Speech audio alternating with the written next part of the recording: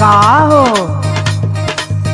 पहली मुलाकात में हाँ हम तुमसे कुछ बात कहल चाहत बानी। बोल, काहे सबको चाहत रू? बोल, का कहल चाहत रू? बोलो तो। सुना। हाँ तनी सुनाव। करा भले मीठी मीठी बतिया छुआ छावा जानिया। करा भले मीठी मीठी बतिया छुआ छावा जानिया। सुना सुना ननदो के भैया लागती बड़ुए लाल।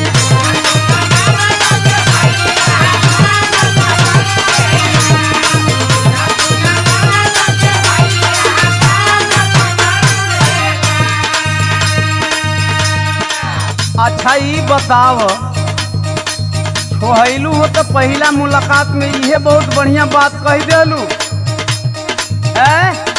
तनी समझा, हमार मजबूरी समझा। सुना हमार बात। बोला। बतिया में बीती जाई रातिया तो कैसे होई प्यार।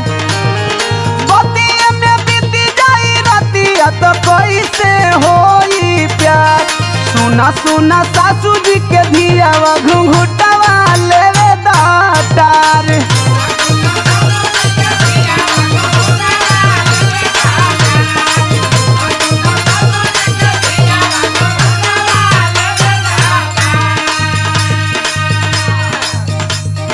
सुनो ये सजनवा बा पहिला मिलनवा नहीं खे कमनो में ए राजा।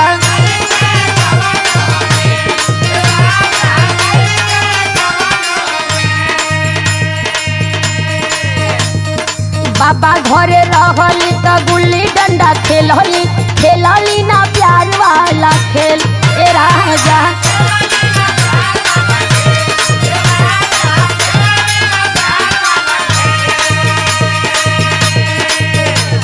शरम से पानी बोल दहिया बिगड़ल जाता मिजा। शरम से पानी बोल दहिया बिगड़ल जाता मिजा।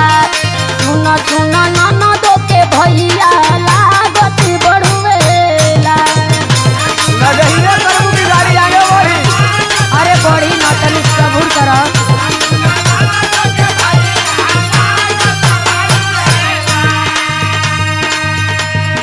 हमहू जाना तानी।